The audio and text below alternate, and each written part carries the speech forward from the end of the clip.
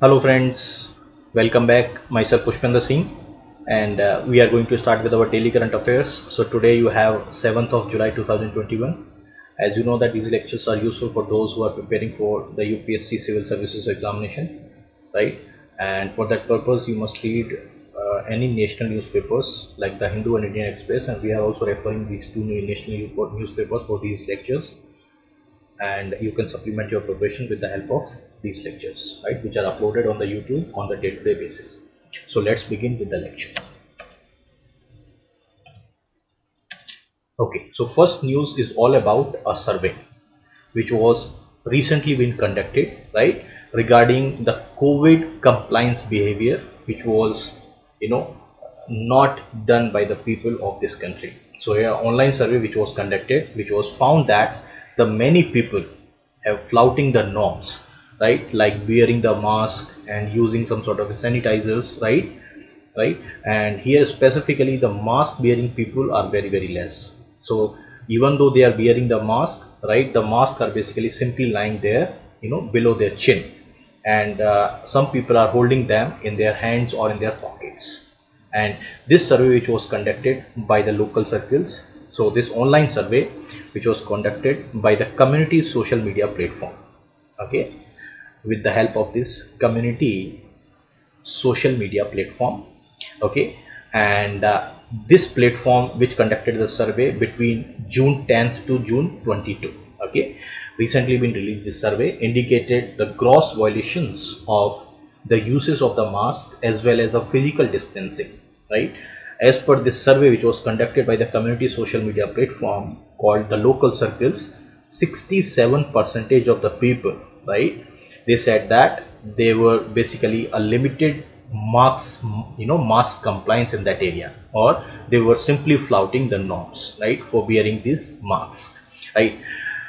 The Sachin Thaparia, who is also the founder of the local circles, have also says that the India's mask compliance was very low, indicated by the survey, by the results of this survey also, okay. This survey which was conducted, okay, indicated that everyone in the two Indians just wearing the cloth masks, right, and which was basically providing the limited protection from the COVID-19, right, unless the Indians basically wear, right, the good quality mask, this spread of COVID-19, the virus cannot be stopped.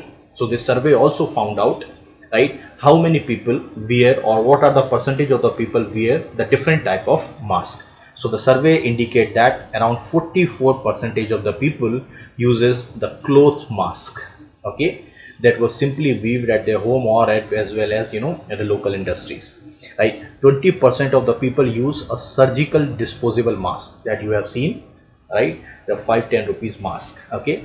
Only 4% people basically they said that they use KN95 mask, okay, and the 25% of the people use N95 mask, which was basically highly recommended for COVID-19 pandemic, and 1% people basically use the N95 mask with a wall that you have seen, right, in the mask. So this survey basically drawn the responses from around 33,000 the responders, or 33,000 people basically citizens basically participated in this survey, which were basically residing in around 312 districts of the country, okay. So around 33,000 people participated, and in that 33,000 people, 68% were basically men, and only 32% were basically women, who were basically considered as a respondent, okay. And of this respondent, you can say that the 40% were from basically the tier 1 cities. If you just segregate these 68%, the 47% is from the tier 1, 30% is from the tier 2, and 23% is from tier 3 and tier 4 cities. So therefore you can say that the majority of the people belongs to the tier 1 and tier 2 cities. Only the 23% of the people basically belongs to the tier 3 cities, okay. And health ministry also noted, right, when this survey was basically published, that 90% of the risk of the infection is associated with not wearing the mask and not maintaining the adequate social distance or physical distance, right? So this risk getting reduced to just 30% if an uninfected person is basically wearing a mask, right? We just keep wearing the mask, the chances of getting contaminated is reduced by almost reduced to 30%. Okay, and the government advisory also, which was issued by the Ministry of Health and Family Welfare, also highlighted, right, that the appropriate COVID behavior like wearing the mask, wearing a proper N95 mask, and using the sanitizers and maintaining the social distance is at most importance. Recently the aerosols, which was basically coming out through the mouth or sneezing or whatever other way, was also the primary way of transmission.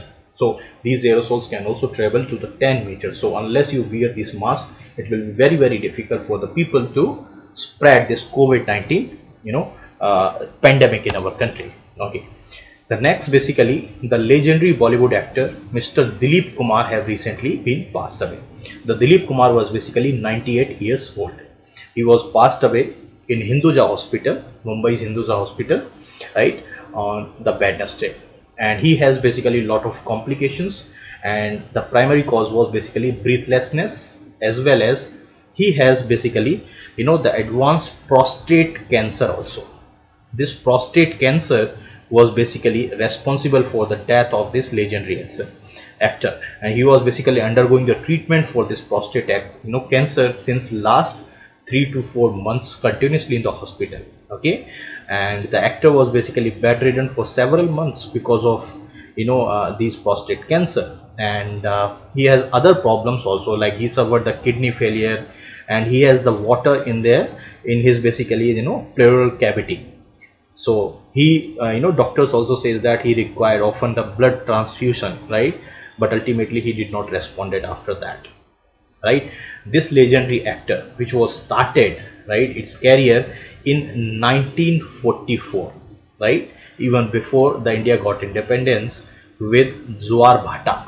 The Zoar Bhata was the first film in which this legendary actor called Dilip Kumar was basically performed, right, and the mass or the people basically appreciated, right, this type of practice or this type of performance which are performed by the Dilip Kumar. Some of the best known films, right, which was given by Dilip Kumar was Devdas, Mughal-e-Azam, Ganga Jamuna, Ram aur Shyam, Naya Daur, Madhumati, Kranti, Vidhata, Shakti, Mashal, right. These are some of the best films which were performed by the Dilip Kumar. Okay, now he is no more. He recently been passed away because of prostate cancer. Okay, next, an earthquake of magnitude of around 5.2 hits the Assam's Golpara area. So this Golpara is lying around 150 kilometers away from Guwahati. Okay, now there was no report of any loss or any loss of life or property from the Golpara area of the basically of Assam. Right, there was no such report, and this earthquake was felt in the Assam and other parts of the northeast also, including the Meghalaya state as well as the Tripura state, and the magnitude of this earthquake was 5.2. okay, that hits the Golpara in the Assam and has the focal depth of around 14 kilometers below the earth, right. Previously, if you have seen in the month of April also, right, this earthquake basically came in the similar place where the 10 people were basically injured. Okay, and several people at several houses in the buildings were basically destroyed at that point of the time. In the month of April this year itself, the magnitude was 6.4. okay, now the magnitude is basically 5.2. okay, and in that month of April itself there was 10 aftershocks also, right, that were having the magnitude of the range of 2.9 to 4.7, right. Such 10 aftershocks was basically also received in the month of April, but no such aftershocks was basically received, right, in recently occurred earthquake which came in the Golpara area of Assam.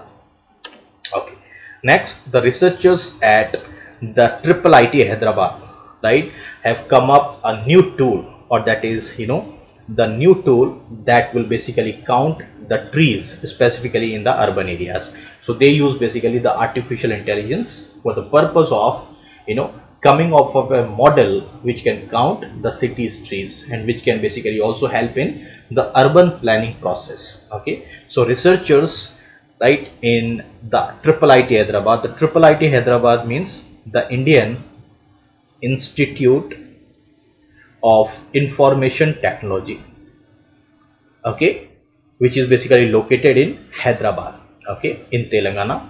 So the researchers as IIIT Hyderabad or Indian Institute of Information Technology Hyderabad have come up with a new method to scientifically count, the trees, and it can also generate some sort of a density map, right, in the similar locality. So definitely, with a simple ride on the scooter or any sort of a bike, you can go with a basic camera to record these videos, right, where, right, within a fraction of minutes, right, you can count the trees as well as you can basically generate the density map of that particular area.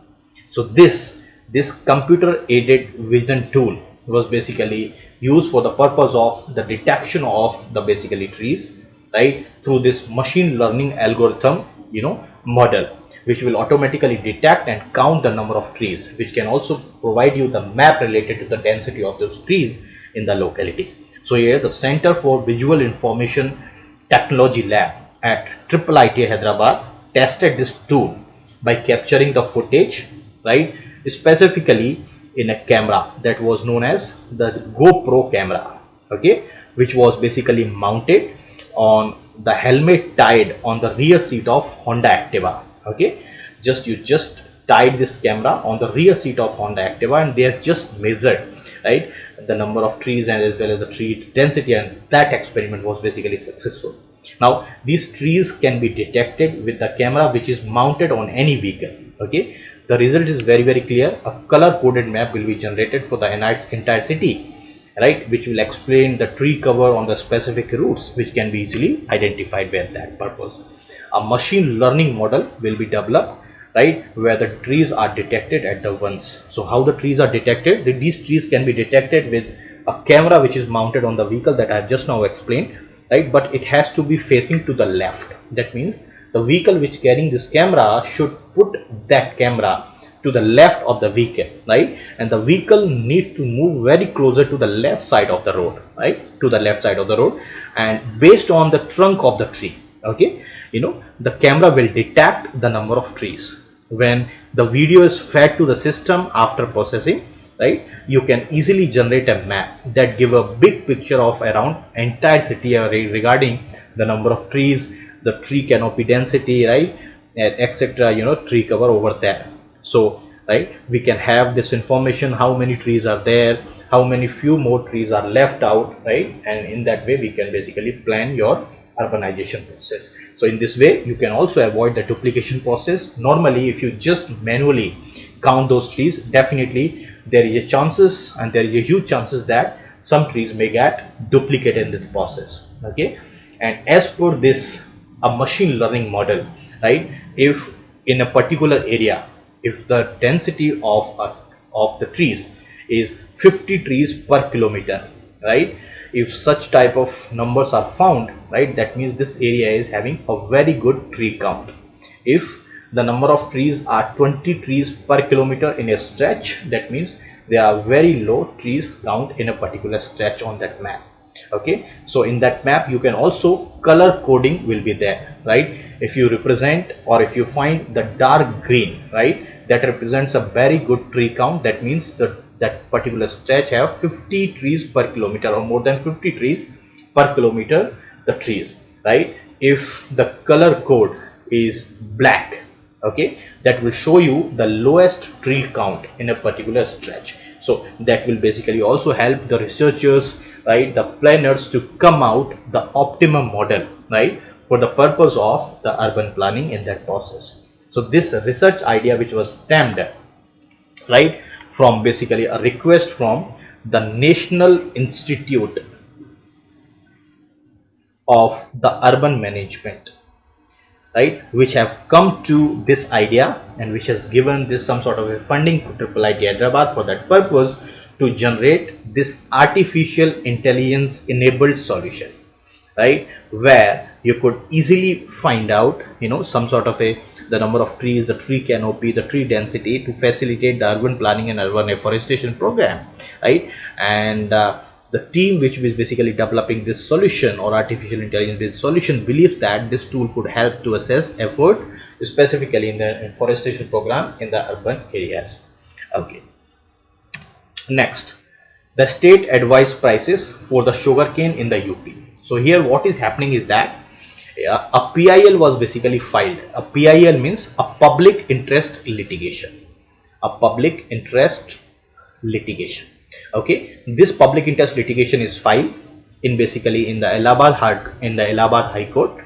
Okay, stating that around 12,000 crore rupees dues are basically pending to the basically for the farmers, right? The sugar mills have not paid this 12,000s of the area to the farmers, and the PIL was basically filed by the Noida based lawyer, right, who sought the orders from the court regarding the directions, right, to give to the authorities, right, to release this payment, right, of the sugarcane farmers which are pending since 1919 to 2019 to 2021. So for the last 2 financial year, the payment was not made by the sugar mills to the sugarcane farmers, right? And this petition was sought, right, to direct the authorities to immediately release this payment to the sugarcane farmers. So the Allahabad High Court have sought a reply from Uttar Pradesh government, right, while hearing this PIL which was filed by a lawyer, right, and which has also given the directions, right, to somehow to pay this money to the farmers in the state. So it's very, very important, right? Sugar mills basically owe around more than 12,000 crores of the arrears of the farmers, right, specifically. And if you could add this interest also, this amount could go to 15,000 crore rupees. This is a very, very high. The PIL also sought the orders from the court, from the Allahabad High Court, to direct the authorities, right, to increase this state advised prices specifically for the sugarcane that the farmers will be eligible to get after they sell their sugarcane to the sugar mills, right, for the purpose. And specifically, the farmers' cost for raising this sugarcane have gone up, but the state advised prices for the sugarcane have not been gone up for that purpose. Okay, and the delay in the payment to the sugarcane farmers basically have not been taken promptly by the government of Uttar Pradesh, and the government of Uttar Pradesh is also not revising the state advised prices as per the today's requirement, as per the PIL which is filed in the Allahabad High Court. And this is causing the miseries and the suffering to the farmers, right, specifically during the time when the pandemic, this COVID pandemic is basically going on throughout the country. So the farmers are basically dependent on the mercy of these sugar mills for their sustenance, right, with that process. Okay, next, the COVID-19 cases concern, okay, specifically in the northeastern states. So here the most important aspect is that though the second wave of COVID-19 have gone, right, but still some states are lagging behind in terms of the positivity rate. The positivity rate is referred, right, as a fraction of the positive cases which was tested, right, in the absolute number. So you can say that out of 100 people if came, right, out of 100, if say 10% or the 10 people is basically tested positive, so you have the positivity rate of around 10%, right? So out of total people who have tested, right, the number of the percentage of the people who have tested positive shows you the positivity rate. This positivity rate is over 10% in specifically in the 45 districts of the northeastern India, specifically in the northeastern states. So as per the Ministry of the Ministry of Health and Family Welfare, okay, now the Union Health Ministry have said that the 73 districts in our country reported a positivity rate of more than 10%, specifically in June 29 to July 5th week. So there you will have the 7-day. In this week, around 73 districts were basically reported the positivity rate more than 10%. Out of this 73 districts, the 45 districts alone lies in the northeastern state. This is the worrisome trend. And here the 61% of these districts out of these 73 districts, which is equally correspond to these 45 districts are basically lying in the northeastern states. So here the Arunachal Pradesh basically having the highest number of districts, around 18 districts, Manipur, which is followed by Arunachal Pradesh, around 9, which is followed by the Meghalaya, around 6, which is followed by Tripura, around 4, followed by Sikkim, around 4, followed by Nagaland, around 3, and followed by Mizoram, around 1. So you can say here almost 61% of the high positivity rate districts are basically lying in only in the northeastern states. Okay, this is the worrisome trend for that purpose. Okay, next, the next variant or the most advanced variant of the SARS-CoV-2 coronavirus have been recently been detected. This variant have been named as the Lambda, right? And it has been seen, right, as the highly contagious, right, and is also an emerging threat to the entire humanity. So the World Health Organization have designated this Lambda variant, which was previously also known as the C.37, right, and it is basically the 7th and the newest variant of interest, right, that is something to be watched for, to be vigilant for that purpose. This virus is basically believed to be originated in Peru. Peru is basically a country in Southern America. Southern America is a continent, right? In that, the Peru is basically a country. So this Lambda variant is originated in Peru, right, where this Lambda variant basically correspond to around 80% of the infections, right, in Peru. So in Peru, around 80% of such infections are basically correspond to this Lambda variant, and it is the dominant strain specifically in the neighboring child state also, right? But until recently it was largely concentrated in the handful of these South American, countries like the Ecuador, okay, Argentina, Chile. Only these countries are basically affected from this Lambda strain. So according to the World Health Organization, this Lambda variant is basically has at least 7 significant mutations, right, which is basically seen in the spike of the protein, right, which could have the range of implications, right, and that would have some sort of effect on the transmissibility or the enhanced resistance to the antibodies, right, and that would basically neutralize some sort of a the effect of the vaccine among the people, right.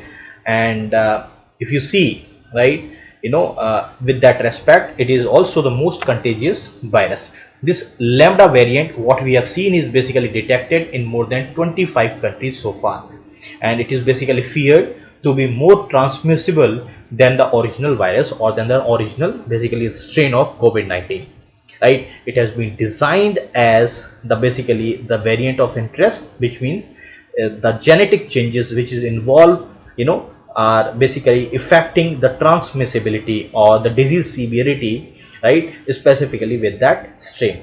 And it is also an acknowledgement of this fact that this variant have caused a significant community transmission, specifically in those 25 countries that we are concerning, specifically in South America, right. It is a dominant virus, and it was believed to be originated in Peru, and it has affected the Southern American countries.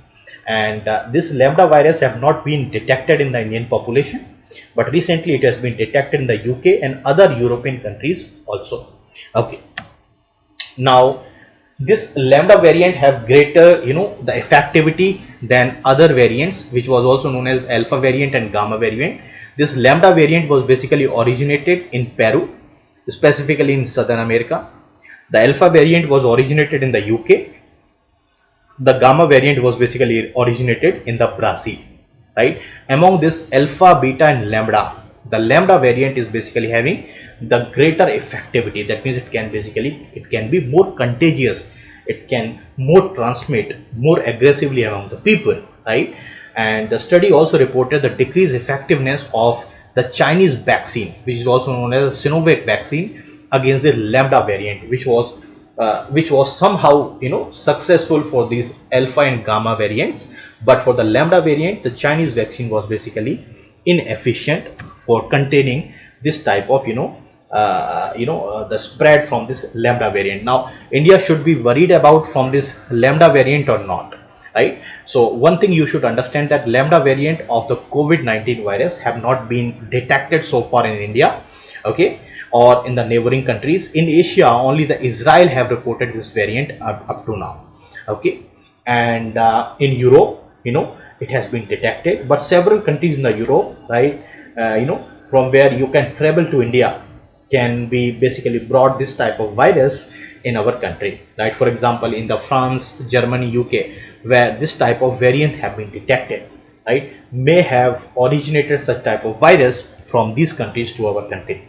So this potential emerging variants, right, which will be highly contagious, can bypass the immunity which have been gained through the vaccination in our country. So we should be very, very cautious, right? And in our country like India, in which we are still recovering from this second wave of COVID-19, we should be proactively in dealing with such type of threat, right? And we should be more cautious in our approach in order to contain such type of variant of COVID-19 virus. Okay, next, the tropical storm Elsa. The tropical storm Elsa was basically originated, right? It is basically currently been strengthened into the category 1 hurricane. That means it has around the speed of the winds of around 75 miles per hour, which is correspond to around 120 kilometer per hour.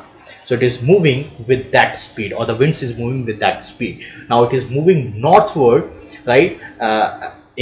Before it is falling to the Florida's Gulf Coast, right? And it is basically moving to the northwards, right? In around 9 miles per hour. That is the speed of this tropical storm, which have been recently been converted into category 1, the hurricane, right? After the landfall, the storm forecast would be moving towards the northeasternward direction, right, from the Gulf of from the basically the northern Gulf coast, right, once it has been fall, right, with that purpose. And it has already affected the Cubans, right, or the Cuba, which is a country, right, and but it has caused a very little damage to the Cuba, right, and which is strengthened to the first category of the hurricanes specifically in this season, and which has damaged to the infrastructure and the agriculture specifically in the Caribbean island nations east of Cuba, as well as to the eastern coast of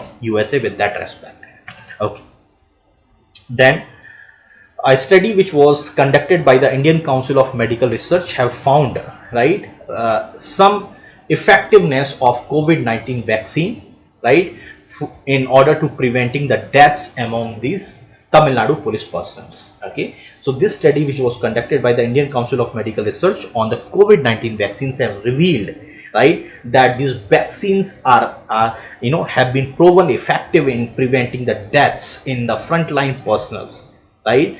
And it's very, very important that the Tamil Nadu policemen who have basically received these vaccines are showing the significant results. Their mortality rate is significantly less. The study shows the 82% of the effectiveness on the state police personnel who have just taken a single dose, right, and the 95% of the effectiveness have shown on those police personnel who have taken the 2 dose. That means the mortality rate, right, with respect to those police personnel who have taken 1 dose and the 2 doses have been significantly differed, right. And this study was basically conducted by the State Police Department as well as the Indian Council of Medical Research, the National Institute of Epidemiology, with association with the Christian Medical College, which is located in Vellore. Okay, and it was published in the Indian Journal of Medical Research. So that shows some efficacy of the vaccination drive which was done to the Tamil Nadu police personnels, right, which have significantly reduced the death of those personnel. So this study reveals that this COVID-19 vaccine is effective in preventing the deaths among the frontline workers, right, which have shown around 82% of effectiveness in the state police personnel who have just received a 1 dose.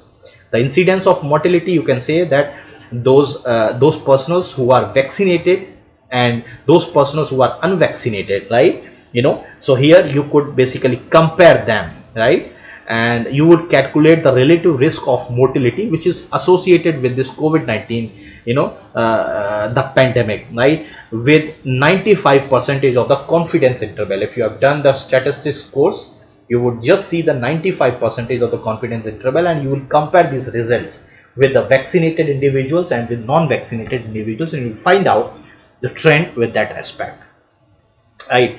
And the incident of COVID-19 deaths among the vaccinated individuals were basically zero, right?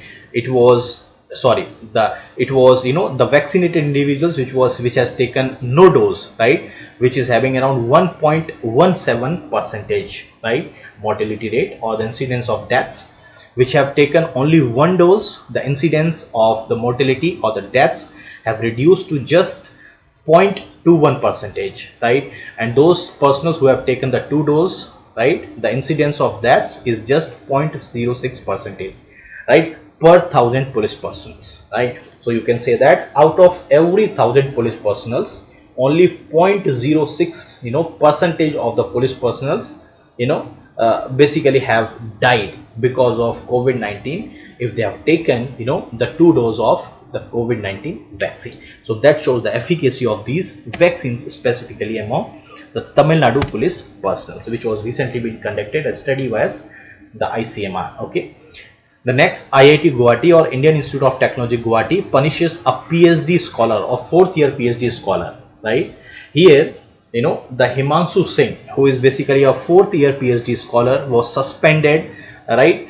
Academic expulsion for one semester last year. Now, what was happening is that, the Brajesh Rai, who was basically a professor or the teacher at IIT Guwahati in Department of Electronics and Electrical Engineering, have basically, have shown, some sort of a, the allegations or have made several allegations of the corruption against the institute administration. So this faculty of Brajesh Rai have basically come up or openly protest against the allegations of the corruptions against the institute administration, right? And the professor Brajesh Rai was basically charged with the misconduct and the attempt to defame the authorities of the institute. Okay, and subsequently the Brajesh Rai, who was basically a professor, was basically ordered to go on the compulsory retirement, right? So he was sent on the compulsory retirement, right, by the Senate of IIT Guwahati, right? The Brajesh Rai was basically tried to unearth some sort of allegations or some sort of a the chances of the corruptions against the institute administration. A fourth year PhD scholar known as the Himanshu Singh basically tried to protest.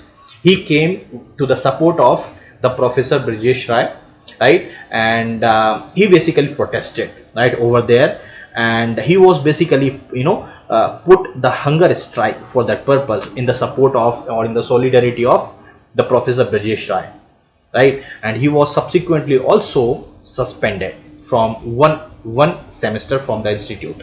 Okay, now as soon as the Himanshu Singh returned right to the IIT Guwahati back, he was forced to sign, as alleged by the Himanshu Singh, a 6-point undertaking that in the future he won't participate in any of the agitations, protests or the dharna within the campus, right? Otherwise he will be expelled from the institute without any notice for that purpose, right? Mr. Himanshu Singh was basically done the MTech from NIT Patna, right, and he has basically joined the Department of the Electronics and Electrical Engineering at IIT Guwahati, and he came with the support of the Brajesh Rai, who tried to basically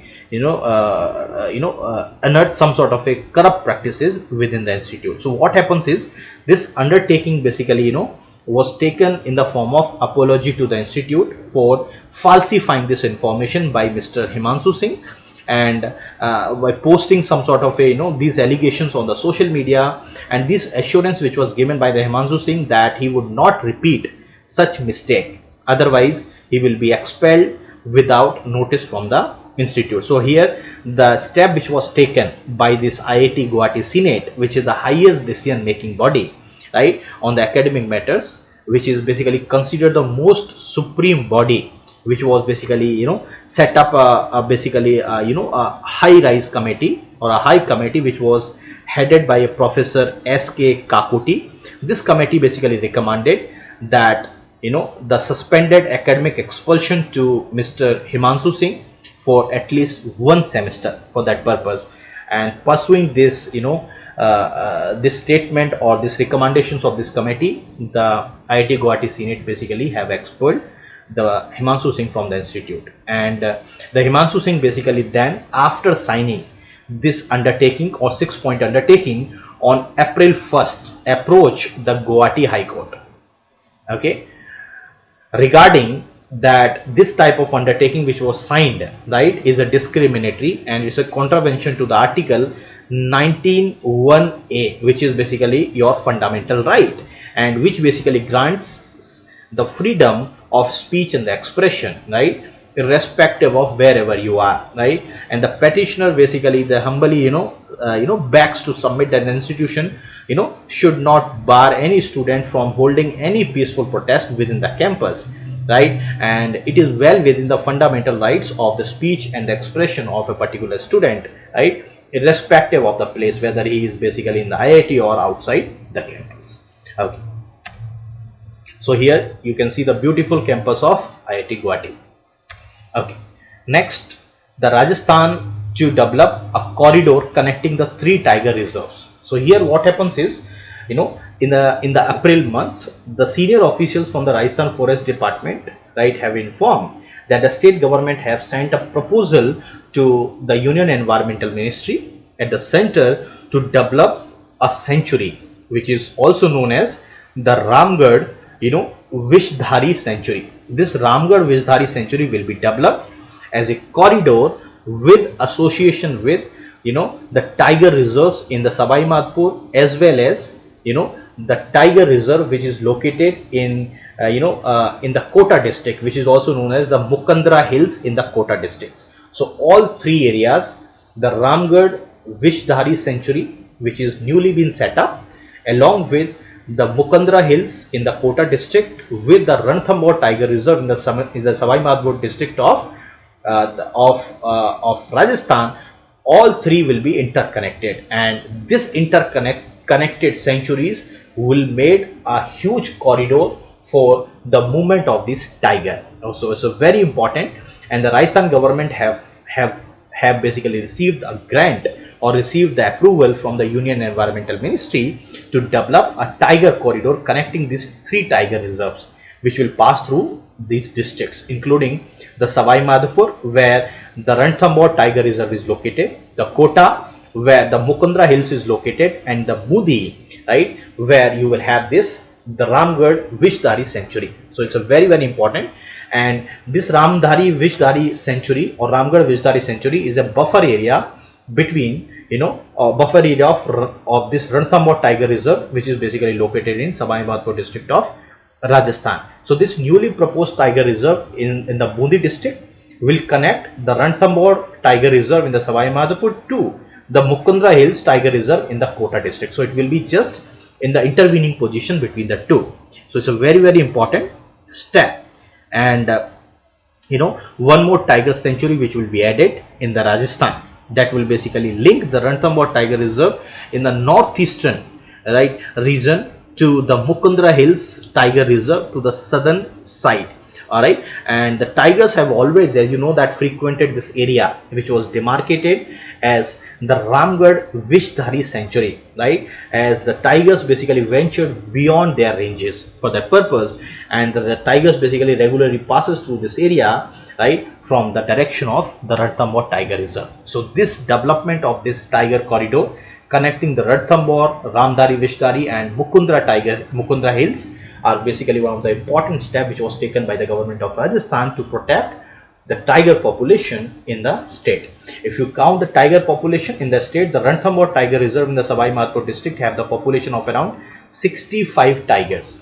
The Mukandra Reserve have the population which is just one big cat, right. There was few deaths within the Mukandra Reserve, right, and in order to protect these deaths, unnatural deaths among the tigers, this type of corridor is of utmost importance with that aspect. Okay, so here you could see the tiger. Okay, next, the Rajasthan schools rank last in terms of gender parity in the senior classes. This was basically shown in the report. So here a report which was published or revealed by the Unified District Information System for Education Plus This have come out, this report for 2019-20, which basically analyzed the trends in the school education in the country. So here I'm going to compare the national educational trend with the government of Rajasthan or with the Rajasthan trends. Okay, so we are going to compare the Rajasthan trends with, you know, with the national trends. So according to this recently released survey, right, the Rajasthan, you know, gender parity index value for the class 11th and 12th is just 0.87. Okay, and which is much lower than the national average of 1.04 in this category. Okay, so it is much more lower than the national average in terms of the gender parity index, right, for the Rajasthan. Okay, if you see for the secondary class, that is class 9th and class 10th, this gender parity index value for the Rajasthan is just 0.89, which is also the second lowest in the country after the Gujarat. The Gujarat have the lowest, the gender parity index in the secondary level, the class 9th and 12th, right, with the same category. So Gujarat have 0.86, Rajasthan is 0.89, which is the second lowest. Okay, so Rajasthan is not performing good in that respect. And if you see, the gender parity index value for the upper primary schools, specifically in Rajasthan, is also second lowest after Lakshadweep, right, where the Lakshadweep is 0.92 and Rajasthan is 0.94. Right, if you see the gender parity index in terms of the primary schools, that means class 1 to 5, the Rajasthan is also not performing good, which is relatively, somehow better. It is around 1.01, right, for the primary schools, right, and for the elementary school, that is class 1 to 8, the gender parity index was 0.99, right. The gender parity index, if you see the gross, in terms of gross enrollment ratio, right, the gross enrollment ratio, when you see when the ratio of the girls to the boys which is enrolled in the schools, right, is also not good, right. A GPI of less than 1, which can suggest that the girls are more disadvantageous position than the boys, right, in the schools. Other parameters also shows that, around 1.79 crore students enrolled in the schools from the pre-primary to the class 12. The Rajasthan ranks 5th in terms of this type of, the pre-primary or this type of enrollment in the schools. Okay, so the dropout rates for the boys at the primary schools, at the primary level, at the secondary level, was also higher than that of girls, right. At upper primary level, the dropout rate for the girls is more than the dropout rate for the boys in that aspect. The Rajasthan also ranked the 5th when it comes to the highest number of enrollment, right, in the government schools. For example, around 85.21 lakh students basically enrolled in the government schools. According to this report, at the primary level, upper primary level, and the secondary level, the Rajasthan dropout rates basically have been recorded as 2.9, 1.5% and 12.3% respectively. Okay, the report also revealed the upper primary level dropout rate, which was for the boys it was 1.1%, and for the females or for the girls it is much higher, that is around 2.1%. So Rajasthan have not performed good with that respect. Okay, this report also adds, the data related to the number of schools which was added. Okay, around 69% of the schools or the government schools in the Rajasthan have electricity connections. So around, you can say 30% of the schools do not have electricity connections in the Rajasthan itself. Okay, and if you see, the functional electricity connection is lying just in 68.52% schools or government schools. Around 32% of the schools do not have the functional electricity connection for that purpose. And around 91.22% of the schools in the Rajasthan have functional drinking water. That means around 99% of the schools do not have the functional drinking water facility. The report also shows that some sort of a pupil-teacher ratio, okay, or the ratio for, the students per the teacher ratio in Rajasthan is also not good. For example, in the primary, upper primary, secondary and higher secondary stands, that is around 24.8, 12%, 11.4% and 15.1%. If you compare this ratio with the national figure, right, the pupil to the teacher ratio in the primary level in the Rajasthan is just 24.8%. At the national level it is 26.5%, right. At the upper primary level it is 12%. At the national level it is 18.5%. In the secondary level it is 11.4 percentage, but in the national level it is 18.5 percentage, and at the higher secondary level in Rajasthan it is just 15.1 percentage, but at the national level it is almost 26.1 percentage. So the pathetic condition in the school education in the Rajasthan have shown with this report. So that's all for today. We will meet again tomorrow for next current affairs. Thank you very much.